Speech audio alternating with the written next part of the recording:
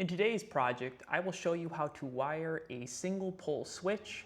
I will not show you how to physically run the wire to the device, but I will show you how to wire the device itself. So you can see here, we have the wires pre-pulled in.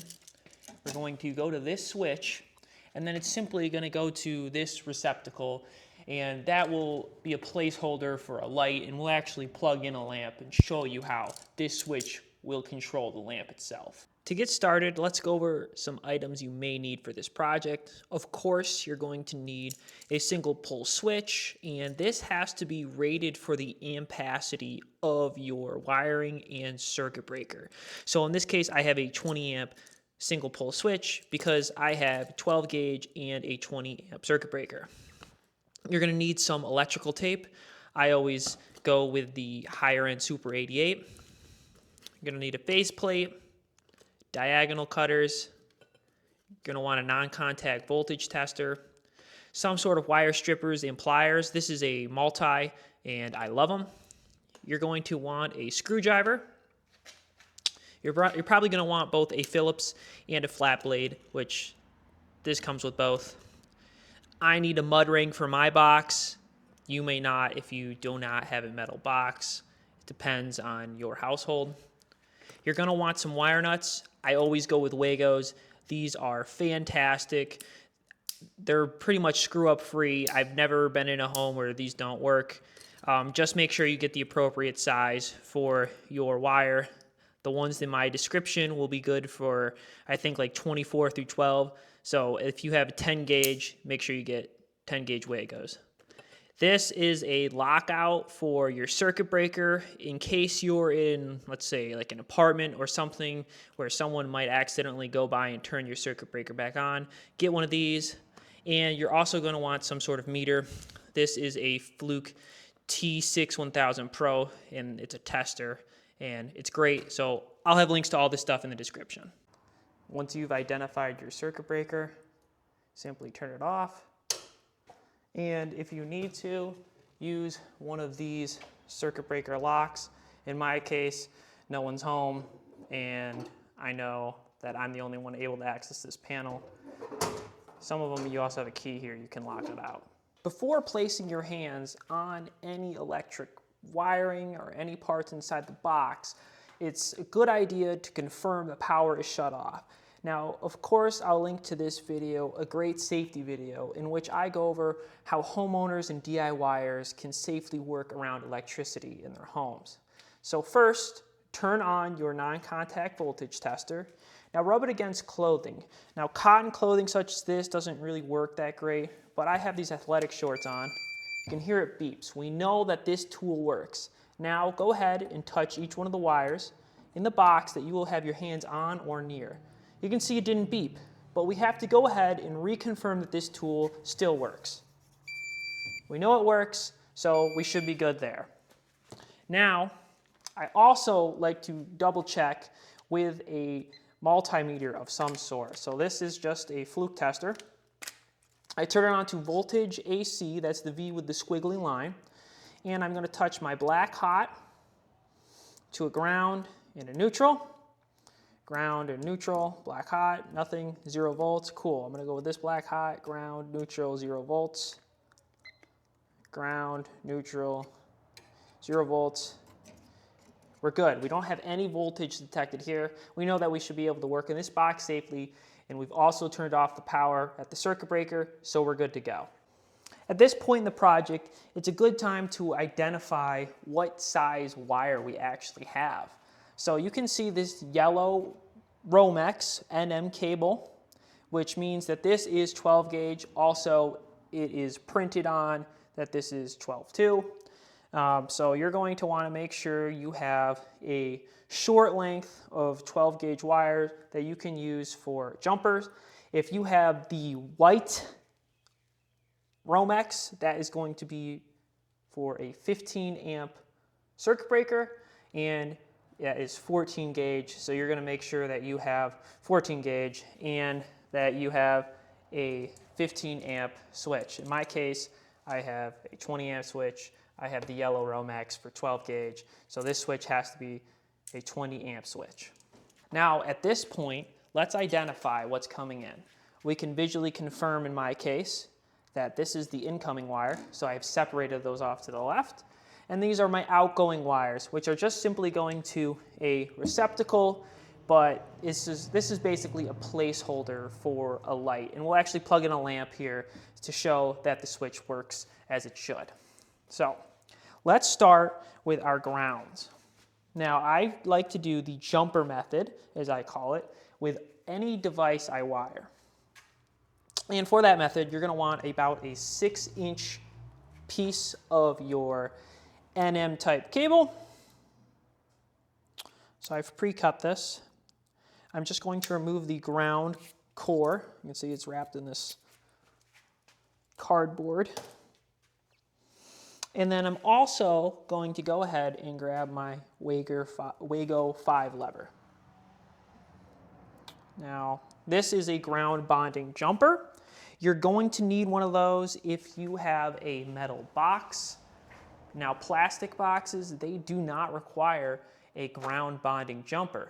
So not all of you will see this in your project, but if you have a metal box like I do, make sure you go ahead and pick one of those up. I'll also link those in the description. They look like this. They just screw into the back of the box. So take your Wago, open the levers, simply push in, lever down. Just that simple. You can see why I love these so much and why I recommend them to homeowners and DIY. Take all your bare copper, lever it down.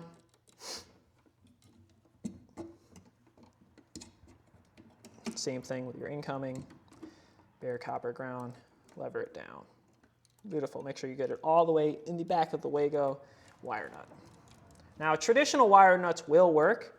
However, I like to caution homeowners away from those because it's too easy to have a loose connection and you can have an arc fault, and you don't want that in your walls.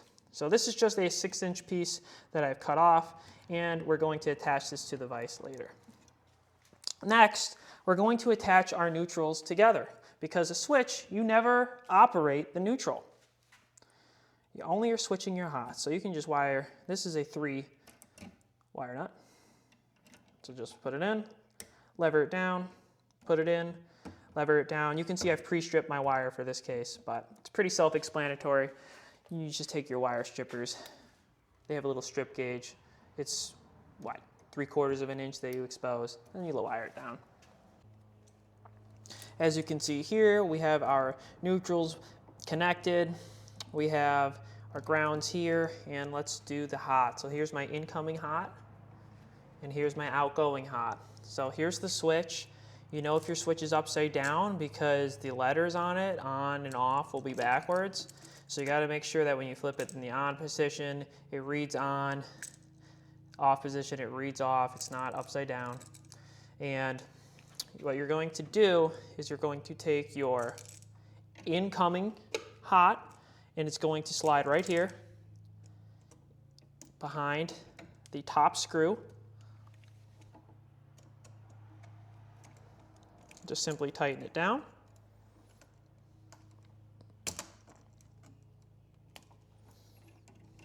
Get yourself a quality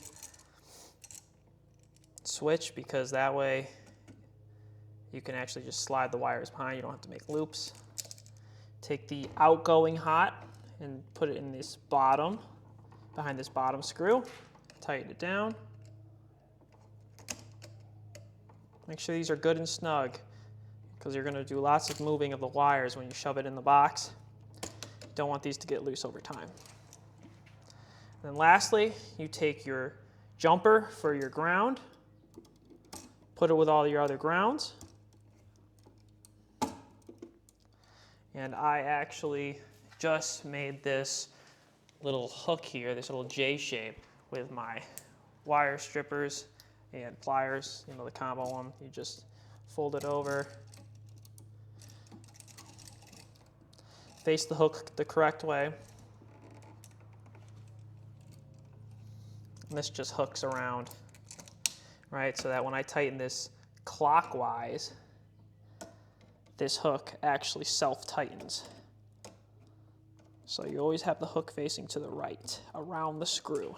If you have it facing the other way, when you tighten the screw, what actually happens is it will open up the wire and you'll create a loose connection. So always face it to the right around the screw.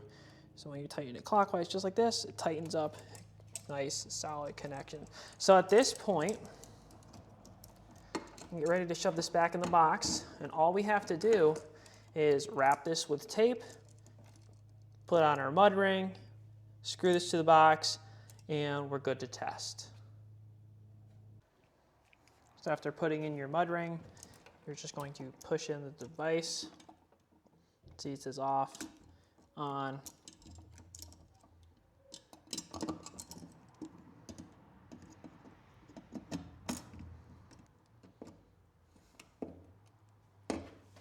Okay, now you're just going to go ahead and you're going to put your faceplate on.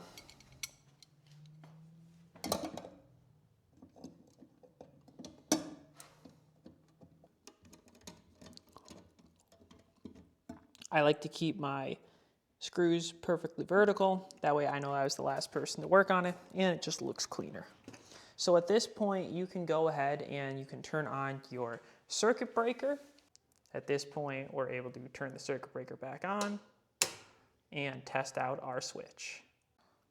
At this time you can go ahead and you can test your light because it's energized. See, it's in the off position. Turn it on, light turns on. Turn it off, light turns off. I hope this helped you, the viewer, the DIY homeowner, learn how to wire up a single pole switch. I have a whole series that I'm building on YouTube where I go over how to wire outlets, I'm going to do like a 3-way switch. I go over electrical safety. So if you like this type of content, please like and subscribe. This is a very easy project. I want people to feel confident and comfortable working around electricity. So it's really important to proceed with caution. I'm going to attach to this video a safety video. I really want everybody to watch that because it's so important to know how to work around this stuff safely. And this can also save you a lot of money in the long run. So with that, thanks for watching and stay tuned for the next one.